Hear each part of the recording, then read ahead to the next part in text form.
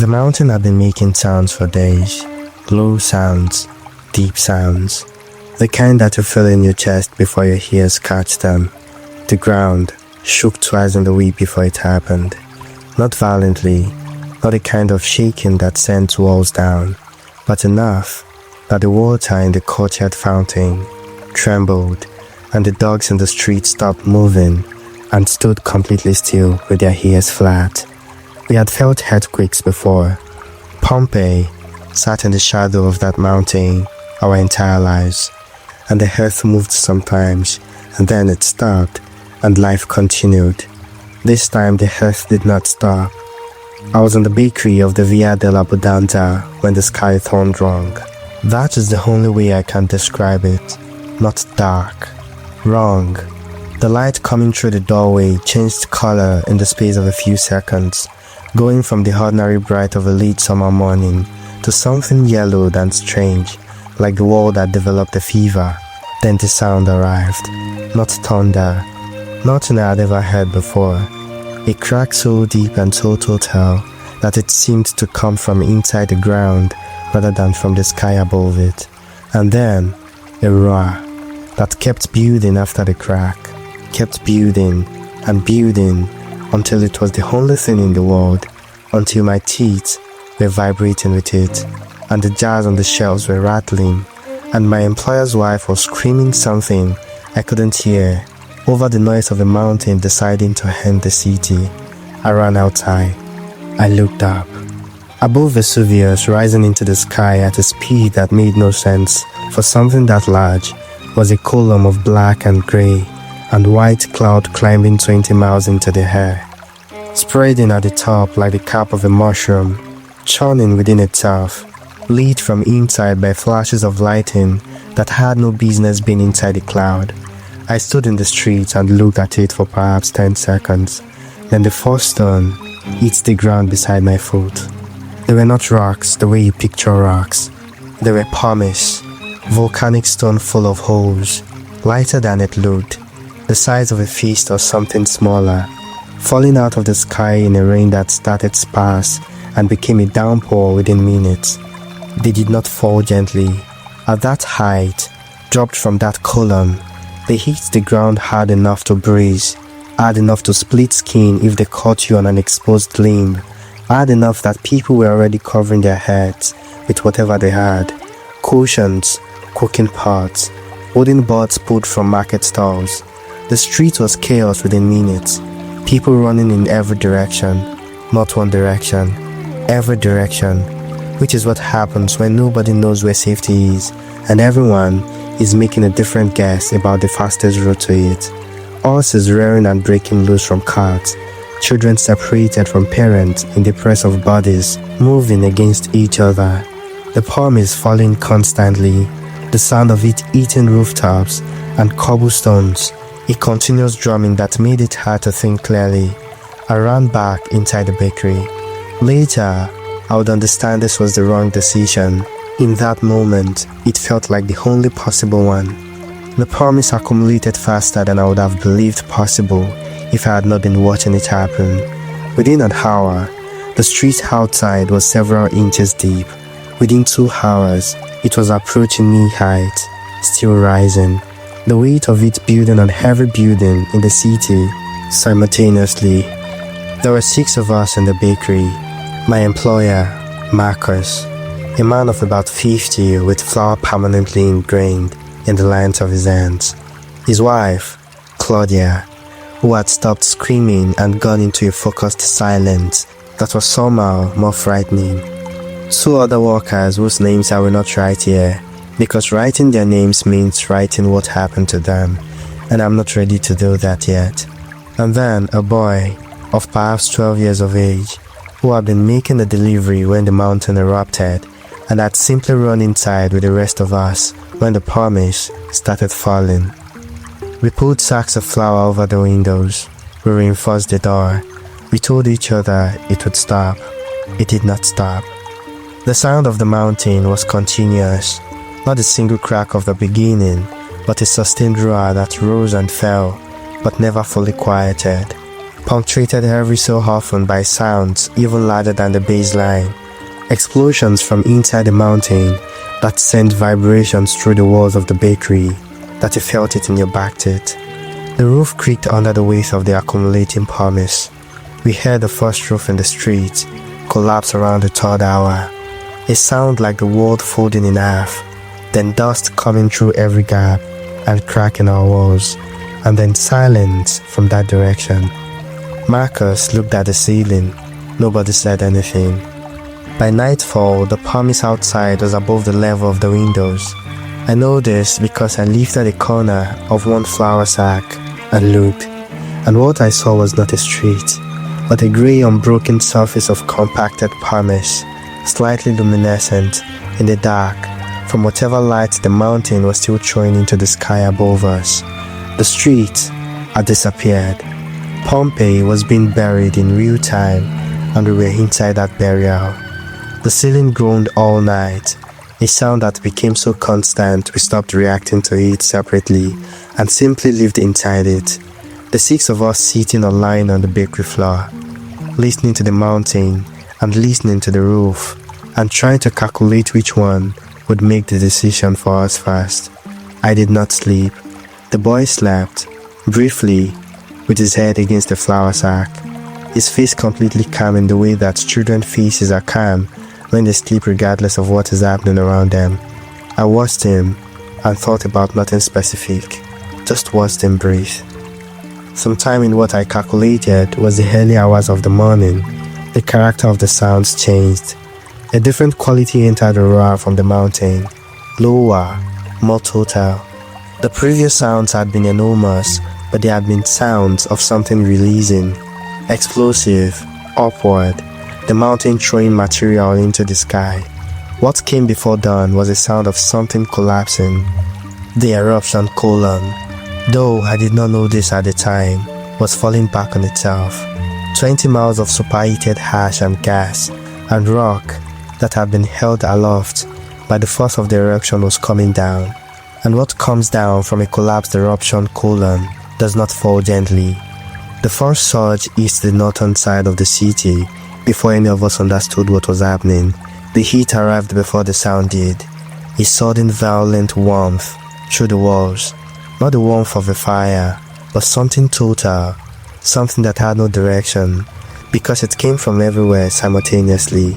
And then, a sound that was not a roar, but a pressure, a physical pressure against the walls, and the door, and every surface of the bakery. Then silence. Then the boy woke up. I will not give you the next hours in detail, not because I want to protect you from them, because there are things that live in the body rather than in language, and putting them into words does not make them more true. It only makes them smaller than they were. What I will tell you is that by the time the mountain fully quieted, the roaring gone, the ground still, the sky doing something that might eventually become ordinary again. There were not 6 of us in that bakery anymore. There were 2, me and the boy. I did not know his name. In 3 days trapped together in that bakery, I learned it. Sextus. It was from the Herculaneum originally. He said, which I did not know what to do with. His family had come to Pompeii 6 months before for his uncle's business. He told me this in the dark, in the silence after the mountain stopped, in a bakery that had 3 feet of pumice and ash, above its roof and no light coming through any gap anywhere, and hair that tasted of sulfur and something else underneath the sulfur that I could not name and did not want to. We were buried, completely, totally buried, and I did not know if anything above us was still a world worth digging toward. 3 days in total darkness does specific things to a person. The first day, you do not believe it is actually dark. You keep waiting for your eyes to adjust. The way eyes adjust when you walk from bright sunlight into a dim room. You wait for shapes to resolve out of the blackness. They don't. The dark in a buried building with no light source is not the dark of a room at night, where some faint trace of light always finds a way through. It is complete, total, the same dark with your eyes open as with your eyes closed. and after some hours, you stop being able to tell the difference between the two. The second thing it does is remove time. Without light, there is no day or night. Without day or night, there is only the sequence of moments, each one identical to the last, stretching in both directions without reference points. I lost track of hours within the first day. I lost track of days within the second. The only way I knew time was passing at all was thirst, which built with a reliability that nothing else in that dark had. We had water, the bakery's water jars, ceramic, sealed, 3 of them, enough for several days if we were careful. We had flour, we had dried figs Marcus had been storing. We had enough to survive on if surviving meant sitting in the dark, eating dry flour mixed with water, and counting breath. Sextus did not cry. I want you to know that about him. 12 years old, buried alive in a city that might not exist above him anymore. He did not cry once in 3 days. He talked. That was his way of managing it.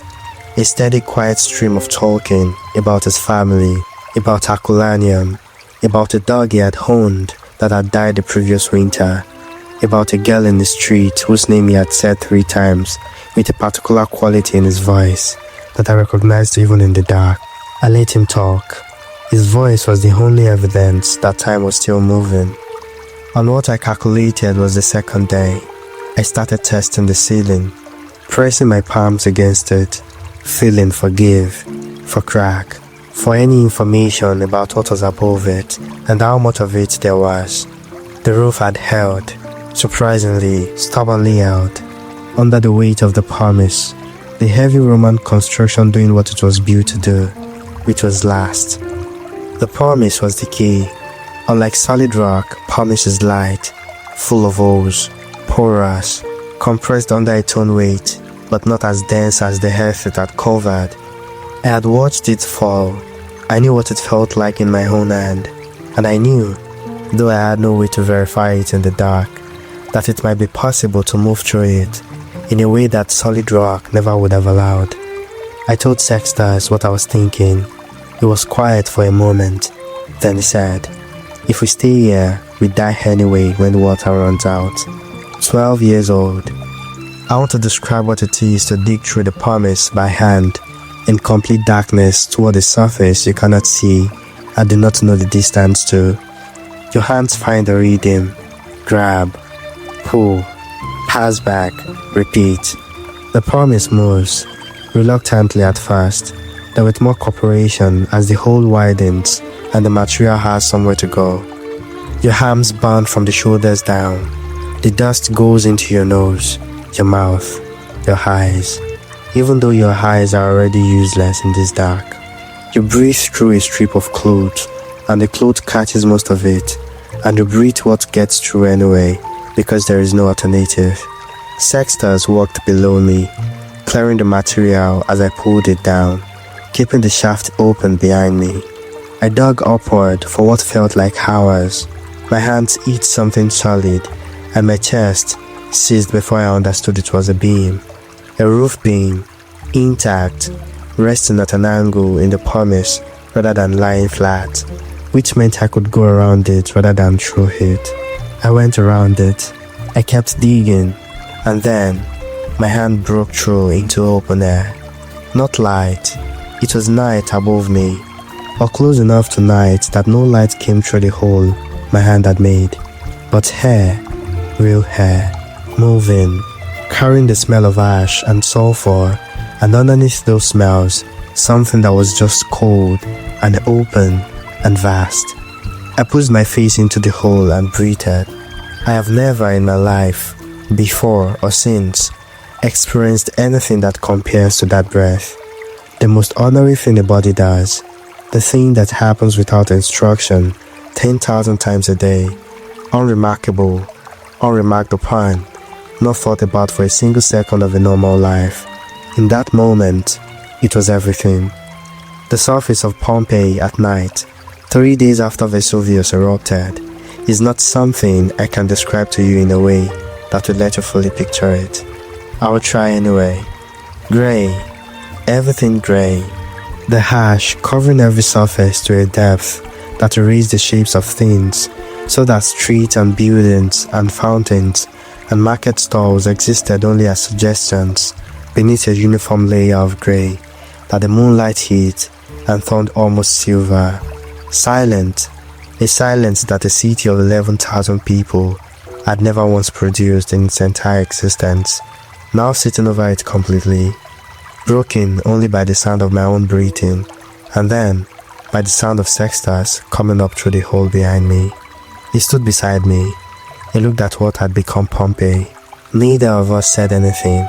There was nothing to say that the silence wasn't already saying more completely. We found 3 other survivors the following 2 days. Not many. In a city that had held thousands, 3 people emerged from the grey, the way figures emerge from fog, each of them with the same expression. Not relief exactly, not grief exactly, something that sat between the two and didn't have a name. Then we found a few more others. We moved east, away from the mountain, which was still smoking, still sending occasional low rumbles through the ground that made everyone stop moving and wait with held breath until the ground decided to be still again. I turned back once, at the crest of a hill far enough from the city that I could see its full outline, or what had been its outline. The shape of Pompeii was still visible, the grid of it, the walls, the larger buildings rising above the general grey surface, but it was not a city anymore. It was the shape of a city, the impression of one, like something a child might draw to indicate that a city had been there, without being able to fully render the life that had made it what it was. I looked at it for a long time, then I kept walking. Sextus found his uncle in a refugee camp outside Nola 4 days later. I watched him run, the specific run of a child who had been very controlled for a very long time and has finally found a moment where control is no longer necessary. All elbows and relief and noise, the talking finally having somewhere to go besides a buried bakery. His uncle held on to him for a long time without looking up. I did not introduce myself. Some moments do not need a third person in them. I walked on. I have lived 40 years since that mountain. I have eaten bread every day of those 40 years that I have never once eaten it without thinking about that bakery. The flour on Marcus's hands. The water jars were rationed in the dark. The sound of Sextus talking about his dog and a girl in the street, because talking was the only thing keeping the dark from becoming permanent. People ask me what it was like. I tell them, have you ever been completely certain you were going to die and then not died? They say no, or they say they are not sure, or they say something that tells me they are imagining fear without having been inside it. I tell them it is not what you expect. It is not dramatic. It is not the version you picture from the outside. It is mostly dark, mostly quiet, mostly the sound of a boy talking about a dog while you press your palms against the ceiling and try to calculate where that pumice is diggable and how long the water will last and whether the air quality is degrading faster than you think. And then, one moment your hand breaks through into cold moving air and you breathe and you keep going, because that is what surviving is. Not a story, just keep going, one breath at a time, into whatever is above you.